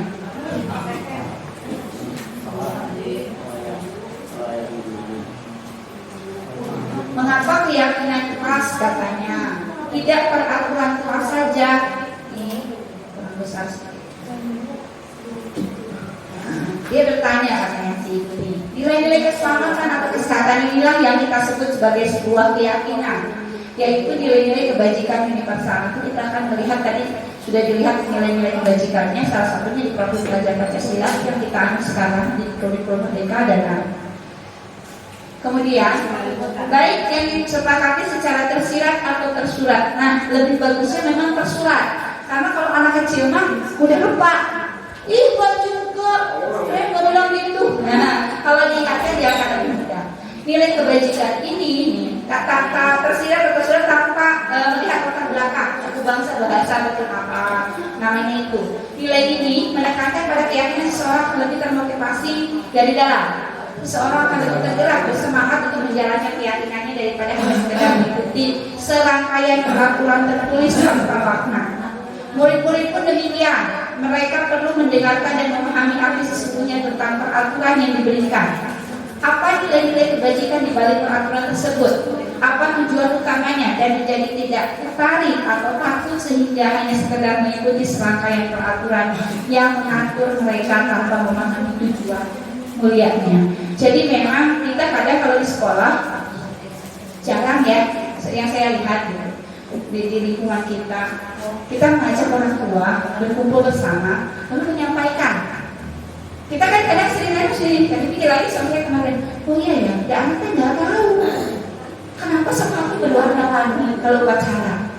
Karena kan sebenarnya awalnya dia nggak tahu, kita nggak bilang kan ketika awal masuk nih, kita ngumpulin orang tua lalu apa mau bilang, Bapak Ibu nanti kalau ke sekolah hari ini, kadang jarang kan kita bilang. Lalu kita tiba-tiba bilang aturan sekolah loh ini. Kapan kita ngomongnya ke mereka? Nah ini yang kita sadari. Saya sendiri menyadari itu. Oh iya, ternyata saya sendiri jarang bilang itu, gitu. Tapi tiba-tiba jadi aturan. Kamu tuh nggak pernah. Ya mereka nggak tahu pasti berbuatnya sama lagi. Karena mereka nggak tahu awalnya. Ini ya. Jadi kita coba rubah paradigmanya nanti di semester depan. Pembentukan keyakinan kelas. Kenapa? Karena dia lebih bersifat abstrak daripada peraturan yang lebih rinci dan konkret. Jadi kalau aturan kan bla bla bla bla bla bla, wah ini, nanti konsekuensinya ini gitu kita bilang. Kalau ini enggak, seperti sebuah pernyataan yang seperti umum yang akan mereka kerjakan. Senantiasa dibuat dalam bentuk positif, jadi kalimatnya semua positif. Kita bantu mereka untuk merubah kalimat-kalimat itu. Karena kalau di sini saya lihat di belakang sana sebenarnya yang berwarna kuning. Kalau Bapak Ibu lihat di sana ada tempelan-tempelan. Yang baru itu kesepakatan kelas yang kemarin mereka buat dengan bahasa mereka sendiri. Akhirnya saya rubah bantu supaya menjadi bahasa Indonesia yang baik. Nanti kita lihat hasilnya apa. Hendaknya tidak terlalu banyak sehingga mudah diingat dan dipahami oleh semua warga kelas. Tapi kadang anak-anak menulis apa aja yang dia pengen itu, terus dia pengen sepakati semua, gitu, pengen gitu kan. Tapi kalau memang dari mereka itu memang terlaksana. Contoh, memang awalnya kita yang ngajak. Saya sudah hampir lebih 4-5 bulan atau 3 bulan lah mengajak anak-anak itu membawa botol minum dan tempat makan. Itu untuk budaya positif sebenarnya. Awalnya saya pengennya, kenapa sih sampah di depan kelas saya banyak anak gitu, anak-anak culung aja gitu. Tapi alhamdulillah sekarang gitu, dengan seperti itu anak-anak terbiasa tidak membeli makanan dari luar yang berplastik. Saya melihat tong sampah cuma ada satu di situ, tapi tidak pernah penuh. Di kelas saya sediakan tong sampah untuk lautan, jadi bersih. Anak-anak tiap hari bawa, bahkan laki-laki sudah tidak malu sekarang. Oh makan yuk, bawa bekal mereka bahkan dari rumah. Nah mungkin kalau zero artinya mau sampah mungkin tidak, tapi mengurangi saja kita kurangi sedikit-sedikit. Di lapangan yang tadinya biasanya istirahat kamu banyak, nggak terlalu. Mungkin hanya beberapa kelas yang baru mengikuti. Nah inginnya saya seluruh kelas bisa mengikuti itu. Yang kelas siang saya lihat kelas semuanya sudah bawa bekal. Kan kalau siang mah 1 jam gitu, nggak ada tukang jualan misalkan, dibawa kan enak gitu, mereka jadinya aman gitu. Berikutnya di sini semua warga kelas hendaknya ikut berkontribusi dalam pembuatan keyakinan kelas dalam kegiatan pendapat. Makanya saya mintanya semua anak membuat saja semaunya mereka dulu. Saya pengen punya aturan kelas seperti apa, saya pengen punya kelas kayak apa, sehingga mereka merasa memiliki kelas ini. Ya kemarin, ibu kelas kita kotor. Mereka bilang gitu, mana itu dindingnya udah kotor, mesti diapain? Dicat dulu, terus bagaimana caranya? Kita punya uang kas bu, kata anak-anak tuh. Ayo kita pakai, kita cek aja sama kita, nggak usah nyuruh orang. Kemarin kelas dulu dia bisa, itu udah muncul motivasi. Atau kayak saya bilang tadi, bu sholat Jumat sekarang. Ada satu orang tadinya satunya wah disolatin, kamu mah berat banget katanya, ibadah aja. Terus kata yang dia, kenapa emangnya? Ngapain kita sudah buah sama sholat Jumat? Kata ibu aku juga begitu. Ini satu bentuk bahwa di rumahnya juga terkondisikan. Memang saya suka kirimkan informasi-informasi lewat WA orang tua supaya mereka juga mendukung. Karena alhamdulillah makin kesini mereka makin terbuka pikirannya. Bahkan banyak yang akhirnya cerita gitu, bagaimana kondisi anaknya, kita jadi tahu. Kemudian bersedia meninjau kembali keyakinan kelas dari waktu ke waktu. Artinya tidak selalu itu. Nanti kalau ini udah nggak efek nih, udah nggak baik nih, udah dilanggar terus, coba kita ganti apa yang lebih bermanfaat. Prosedurnya ini mempersilahkan warga sekolah atau kelas ya untuk bisa menyepakati sesuatu atau aturan atau kesepakatan, mencatat semua masukan, kertas ukuran poster bisa ditempel dulu seperti itu ya, menggunakan post-it, ditempel lalu kita saring lalu kita pilah, nanti saya contohkan gambarnya. Kemudian susun keyakinan sebagai prosedur pembentukan keyakinan kelas atau sekolah. Mungkin kalau sekolah skupnya harus bersama orang tua juga, ini kelas saja, kita nanti sambungkan di kelas ini, nanti kita buat jadi sekolah. Dengan kalimat positif dan kalimat negatif. Jangan berlari di kelas atau koridor. Di sini ada tidak ya? Ini aturan. Nah di sini kalimat anak-anak harus, anak-anak dilarang. Itu kan seolah tok begitu. Nah nanti yang berikutnya akan saya perlihatkan itu saya rubah. Kemudian nanti tanpa instan. Nah ini kegiatan yang saya lakukan kemarin di awal semester. Jadi semester ini saya karena sudah terpisah dengan kelas Ma'arif, jadi saya langsung melakukan kegiatan ini. Jadi minggu awal itu masuk saya tidak belajar. Saya tidak belajar dengan anak-anak langsung, tidak. Saya tidak belajar langsung. Jadi saya lakukan ini seperti di awal pembelajaran di semester 1. Kenapa? Ternyata betul kalau kita bawa dulu anak kita masuk atau kita masuk ke dunia mereka, itu berbeda hasilnya. Mudah diarahkan. Nah ini contohnya yang sudah kemarin saya buat belum saya print, tinggal saya tempel di situ. Kami akan berusaha, kata mereka. Setuju Bu. Kenapa kami? Kata mereka sudah nanya lagi. Ya siapa yang melakukan? Kita. Nanti boleh juga mereka mengatakan tugas guru itu ini loh, harus ini. Itu nggak apa-apa. Kita saling gitu, berkolaborasi dengan anak-anak. Nah, saya buatkan dengan bentuk poster, nanti saya tempel di sana, biar mereka tetap ingat. Lihat gambarnya, harusnya bagaimana? Soalnya saya punya anak yang kemarin itu kesiangan tiap hari, hampir setiap hari, sekarang tidak. Atau misalkan kayak tadi ada efek jerat itu boleh nggak sih? Boleh saja.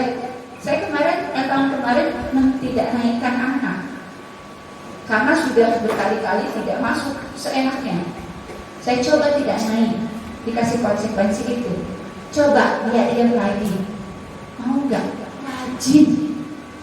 Rajin, alhamdulillah. Dia tahu, jadi matang, ternyata dia belum matang kemarin. Jadi siswa ini belum matang, dia belum tahu bahwa kenapa saya belajar. Kenapa? Oh ternyata ada efeknya yang lainnya, kita tidak paham, kita juga tidak ngerti, itu ini naik aja. Jadi nanti ketika akan tidak naik, karena cari dulu efek sampingnya itu akan naik. Lanjutnya, nah ini juga sama. Kami akan sholat Tuhan. Mereka sudah bilang sholat Juhur kemarin. Oh, hayu sholat. Jadi mereka yang nagih. Oh, hayu ulang sholat bareng. Oh, hayu ulang sholat berjamaah Juhur. Jadi mereka yang nagih. Ini yang sudah dibuat, tapi saya tidak tempel di sini semua ya, hanya contoh saja. Ini materi keempat, kebutuhan dasar manusia ya. Nanti dan dunia berkualitas. Ada 5 kebutuhan dasar manusia menurut William Desert, bahwa kebutuhan kita itu satu untuk bertahan hidup, itu sudah pasti. Bahwa kita pasti mempertahankan ini. Kebutuhan untuk diterima, kadang kita juga suka begitu. Apakah ada orang lain, atasan, bawahan, pimpinan, anak kita atau yang lain. Kebutuhan akan sebuah pilihan. Kebutuhan untuk merasa senang, kebutuhan untuk pengakuan atas kemampuan kita. Kadang-kadang kita suka melihat ini. Nah ini ada sebuah video cuplikan. Kita lanjutkan dulu. Nanti ada videonya. Ini dunia berkualitas yang diinginkan adalah tempat khusus dalam pikiran kita, tempat kita menyimpan gambaran representasi dari semua yang ada dan yang kita inginkan. Bisa berisi orang-orang, hal-hal apa saja yang terbaik yang ada dalam hidup kita dan membuat kita merasa bahagia dan terpenuhi kebutuhan dasar kita. Nah, kadang kayak tadi, oh saya pegang apa nih? Oh mungkin cincin, mungkin uang, mungkin apa itu, karena kita punya dasar kebutuhannya.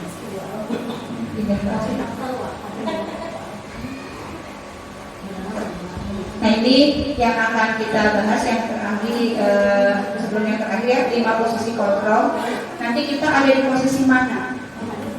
Pertanyaan formatifnya ini, bacalah kasus ini baik-baik dan cobalah jawab pertanyaan di bawahnya.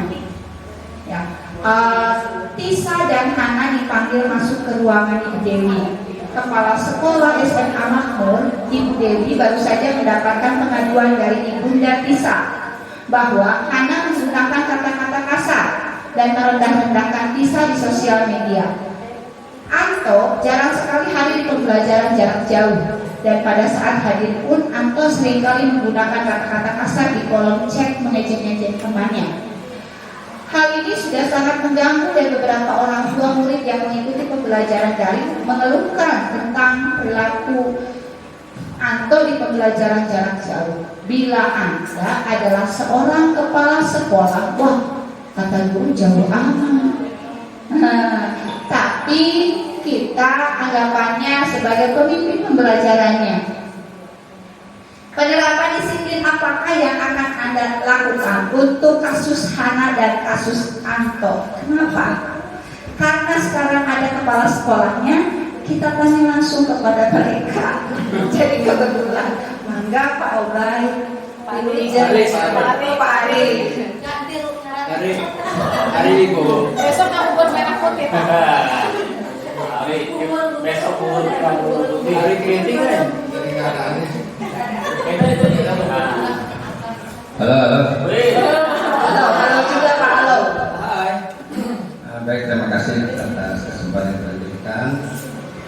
masalah ini, bagaimana kepala sekolah menerapkan disiplin tentang kasus Hana dan Anto. Di sini Hana dipanggil masuk ruangan. Permasalahannya adalah menggunakan kata-kata kasar dan merendahkan temannya ya di sosial media. Nah, untuk Anto masalahnya sama, menggunakan kata-kata kasar di kolom chat dalam kegiatan Zoom berkarya ya, mengejek teman-temannya. Terus penerapan disiplinnya bagaimana?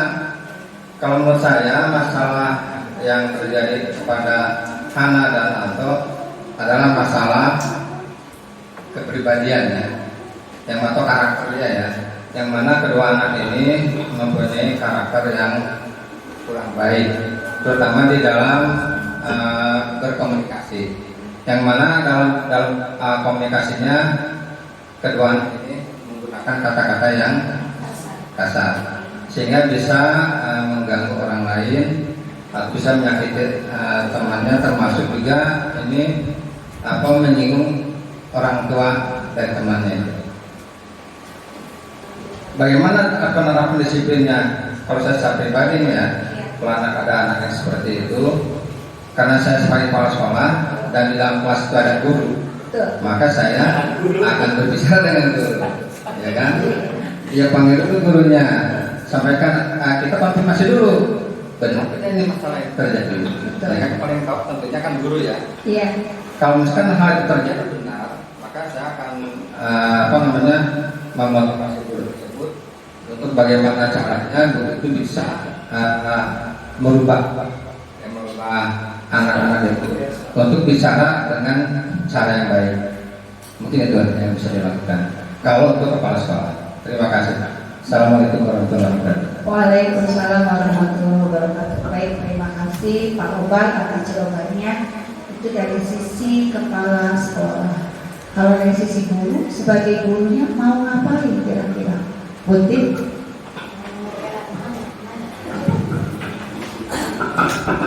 Assalamualaikum warahmatullahi wabarakatuh. Waalaikumsalam warahmatullahi wabarakatuh. Melihat kasus tadi yang dilakukan oleh Hana dan Anto itu seolah kan dia berbicara begitu tuh di dunia maya ya, tidak bertatap muka ya, tidak langsung. Kita berprasangka baik aja dulu ya ke anaknya, itu mungkin dia beraninya di dunia maya, sementara kalau secara langsung kan dia bisa saja tidak berani karena langsung dibalas misalkan. Pernah saya juga lihat chat anak ya, anak sendiri kayak yang apa gitu, kita baca media, oh ini anak terancam gini, pas itu mah pas di depan rumah nyamper dia, jadi berkata-kata baik gitu, tapi di WA nya seperti ngancam gitu. Jadi kita berprasangka baik dulu, atau begini jadi berkomunikasi terus baik, dibilang dulu ke anak, jadi seolah-olah jangan beranggapan itu, jadi nanti itu hasil dari ancaman di situ seolah kan jadi membesar, padahal kenyataannya tidak. Jadi bahasa anaknya itu seolah jangan terlalu berani berkata-kata samalah dengan apa yang kamu lakukan. Kan itu hanya di HP ya, itunya anak itu mengancamnya seperti itu. Bisa jadi di kenyataan tidak. Di dunia anak itu seperti itu, berani. Banyak anak juga yang statusnya seperti ini, disuruh ke depan nggak mau bicara ya, nggak berani gitu. Jadi mungkin itu, jadi kita berprasangka baik dulu, tapi ke anaknya itu diberi pengarahan itu berkata-kata baik lah. Apalagi di media sosial banyak yang baca, nanti menilai kamu itu seperti apa yang kamu katakan. Jadi seperti itu, barangkali ada yang lain. Assalamualaikum warahmatullahi wabarakatuh. Baik, satu teman, terima kasih ya. Jadi intinya mungkin karena kita belajar tentang kontrol komunikasinya, kita ubah dulu, kita perbaiki dulu supaya di dalam restitusi nanti apakah kita menjadi penghukum, pembuat merasa bersalah, atau sebagai teman, pemantau, atau nanti sebagai manajer. Nanti tingkatan tertingginya kita sebagai manajer. Seperti apa kita menjadi seorang manajer? Manajer itu harus pimpinan, artinya kita pemimpin pembelajaran, kita juga manajer di kelas. Ya. Nanti kita akan lihat apakah nanti jadi penghukum. Nah, tadi misalnya kayak Pak Bapak konfirmasi, Buntin juga sama, berarti dia tidak menjadi penghukum. Buntin misalkan ngobrol, kasih tahu nih, berarti jadi apa? Apakah teman atau pemantau atau membuat merasa bersalah atau apa? Nanti kita lihat. Lanjutkan. Bisa? Ini ada beberapa video menarik sebenarnya supaya kita lebih paham. Videonya yang sebentar. Kita lanjut dulu ke materi yang ke-6 yang terakhir. Bagaimana kita menggunakan segitiga restitusi untuk penyelesaian sebuah masalah. Segitiga ini memang berurutan, tetapi dalam pelaksanaannya kita boleh, karena kita hubungannya dengan orang ya, tidak bisa misalkan, oh saya nggak bisa berurut terus misalkan aturan-aturannya, ya apa-apa boleh kemana dulu kita ngobrolnya untuk menyelesaikan sebuah masalah. Ini ciri-cirinya sebuah pendekatan, tadi pengertiannya sudah, bagaimana kita mencari solusi atas sebuah masalah yang kita hadapi bersama anak. Sebuah pendekatan yang menciptakan disiplin positif, bukan untuk menebus sebuah kesalahan. Seperti tadi misalnya datang terlambat suruh lari, seolah-olah kan nebus ya, bukan karena itu jadi ditebus itu dengan perlakuan yang lain. Memperbaiki hubungan, tawaran bukan paksaan. Jadi kita tawarkan lagi kayak saya itu tadi, coba tanya gitu. Jadi bukan dipaksa, kamu harus ini. Menuntut untuk melihat ke dalam dirinya. Jadi kita coaching nanti seolah-olah berikutnya, kenapa kamu begitu, kenapa kamu melakukan itu. Nah itu kemarin pas materi ini saya terapkan, kebetulan ada kasus pas sekali gitu. Kelasnya Pak Arif itu bolos, 2 kali bolos. Pertama dia melihat katanya ada anak kelas 6 bolos juga, dia ikut. Padahal saya masih di sini, gak kemana-mana. Dia ambil tas, pergi pulang.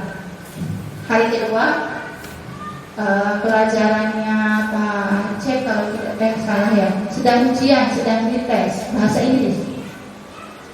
Belum selesai, saya ini ada sebagai wali kelasnya, ada guru bidang studi sedang ngetes. Dia pulang lagi juga. Nah, saya juga tidak langsung ngegas. Kenapa? Saya tanya dulu, bagaimana latar belakang keluarganya segala macam. Nah, akhirnya memang kita tahu bahwa kenapa dia melakukan itu. Dia punya alasan, dia punya motivasi kenapa sampai berbuat seperti itu. Tapi alhamdulillah sekarang normal. Gitu. Setelah kita dekati, kita cobakan segitiga restitusi ini diterapkan, dia mengakui, oh iya, saya itu salah. Saya melakukan itu karena terdorong. Jadi ada motivasi intrinsik dalam dirinya yang mengharuskan dia ikut bolos. Padahal sebenarnya teman-temannya nggak ngajakin bolos, enggak gitu. Tapi dalam dirinya, oh ya, saya punya masalah nih, daripada saya di dalam kelas ujian terus lihat orang misalnya, atau saya belum ujian, saya sudah ujian, kesal misalnya di kelas, saya mending pergi. Dia itu pergi, belum pulang ke rumah, pulangnya sama jam 12 seperti teman-teman. Ternyata dia main. Nah dari situ ternyata punya alasan pribadi, alasan keluarga yang cukup mengkhawatirkan. Mencari kebutuhan dasar yang mendasari tindakan ini harusnya. Restitusi diri adalah cara yang paling baik, fokus pada karakter bukan tindakannya. Jadi kita menggali potensi anak-anaknya. Restitusi itu menguatkan, mengembalikan murid yang berbuat salah pada kelompoknya. Nah ini segitiganya, bagaimana sisi-sisi ini harusnya berurutan, tetapi dalam kenyataannya boleh tidak berurutan. Yang pertama, menstabilkan identitas. Nanti seperti apa sih beda videonya, lebih enak lihat videonya, sehingga kita akan lebih paham bagaimana menstabilkan identitas. Jadi tidak langsung ijaz, tapi kita tanya. Kalau yang kesiangan, kenapa misalnya? Dia tahu nggak sih kalau dia itu kesiangan? Yang kedua adalah validasi tindakan yang salah. Di validasi itu betul atau tidak sih perbuatan itu. Dan yang terakhir menanyakan, kalau sudah dibuat keyakinan kelas, kita tanyakan dia melanggar atau akan melanggar mungkin, atau dia melewati batas aturan kelas yang mana, atau keyakinan kelas yang mana, atau kesepakatan kelas yang mana, sampai dia akhirnya sadar. Ini juga sama.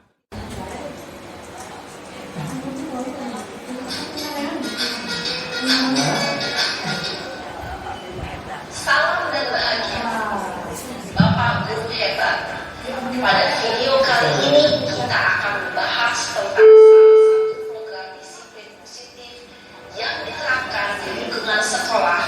yang dikenal dengan nama restitusi.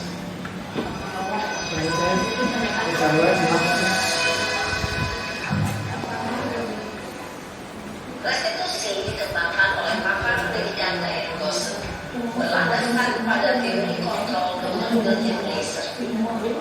Segitiga restitusi adalah suatu proses dialog yang dijalankan oleh guru atau orang tua agar dapat menghasilkan murid yang adil dan bertanggung jawab. Pada saat di posisi manajer, aspek yang dikembangkan pada guru adalah organisasi komprehensif, sehingga penanaman nilai-nilai kebajikan dapat tumbuh dan berkembang menjadi suatu kebiasaan positif yang akhirnya menentukan berdiri. Proses dialog ini terdiri dari 3 langkah yang digambarkan pada ketiga sisi pada segitiga restitusi. Sisi pertama adalah menstabilkan identitas. Sisi yang kedua adalah validasi tindakan yang salah. Dan sisi yang ketiga adalah menanyakan keyakinan. Ibu dan Bapak Guru, berikut ini akan menunjukkan bagaimana seorang guru berada dalam posisi manajer menggunakan penerapan segitiga restitusi. Ini ada siswa yang masuk ruang BP ya.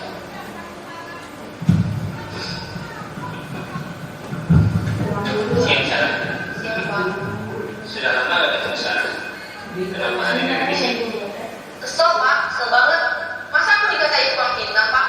Ya aku marah lah. Aku boleh ngatain Eka di depan kelas. Kesel banget. Oh begitu. Ya pasti kamu marah dan kesal.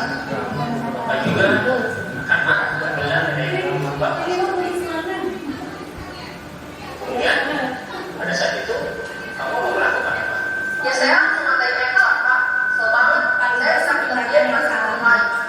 Oh begitu. Pasti kamu melakukan seperti itu karena suatu alasan tertentu kan? Iya lah, saya yang salah aja Pak. Ya saya jalan ini lah. Masa saya dituduh tukang fitnah? Ya wajar lah. Pertahankan harga diri. Dan seterusnya ya. Nah, ini intinya yang terakhir dari awal kita sudah membudayakan sebuah kegiatan positif, kemudian kita buat keyakinan kelas, dari kelas nanti kita jadikan budaya di sebuah sekolah, dan akhirnya kita bisa menyelesaikan masalah-masalah yang ada di sekitar kita. Nah, sebelum diakhiri, saya ingin meminta satu kali lagi permintaan kepada Bapak Ibu, tolong dituliskan hal apa saja yang Bapak Ibu dapatkan atau Bapak Ibu pelajari hari ini. Saya minta Bapak Ibu menulisnya di poster ini. Jadi sebelum kita akhiri, Bapak Ibu, saya berharap mudah-mudahan kegiatan ini bisa diterapkan dan bisa dilaksanakan di sekolah masing-masing. Meskipun tidak sempurna atau meskipun baru belajar, tidak apa-apa.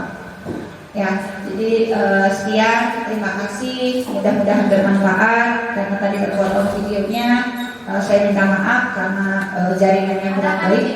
Yang nanti materinya saya kirim supaya bisa dipelajari ulang dan bisa dilaksanakan di kelas secara bersamaan. Mudah-mudahan Bapak Ibu ada yang bersedia mau mengikuti, nanti kirimkan fotonya, kirimkan boleh videonya, apa yang Bapak Ibu rasakan boleh dituliskan testimoninya. Artinya ada perubahan apa yang terjadi dalam diri kita ketika kita melaksanakan budaya positif terhadap lingkungan kita sendiri di dalam sebuah kelas. Baik, terima kasih Bapak Ibu, mohon maaf atas segala kekurangan. Billahi taufiq wal hidayah. Wassalamualaikum warahmatullahi wabarakatuh. Sebelum pulang saya minta dulu testimoninya supaya nanti saya punya dokumentasinya juga.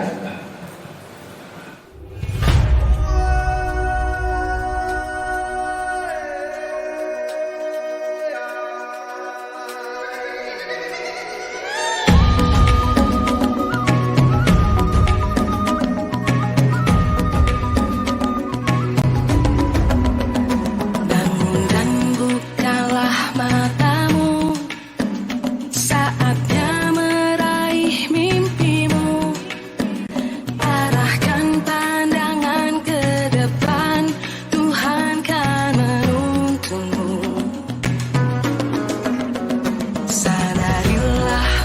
silih berganti, tantangan kan. Nama saya Gagir, saya akan mengomentari tentang keyakinan kelas. Keyakinan kelas ini membuat saya dan teman saya menjadi terbiasa untuk sholat zuhur berjamaah dan menjaga lingkungan, serta kita menjadi lebih aktif karena keyakinan kelas ini. Karena itulah saya sangat berterima kasih pada guru saya karena telah membuat keyakinan kelas ini. Terima kasih. Bye.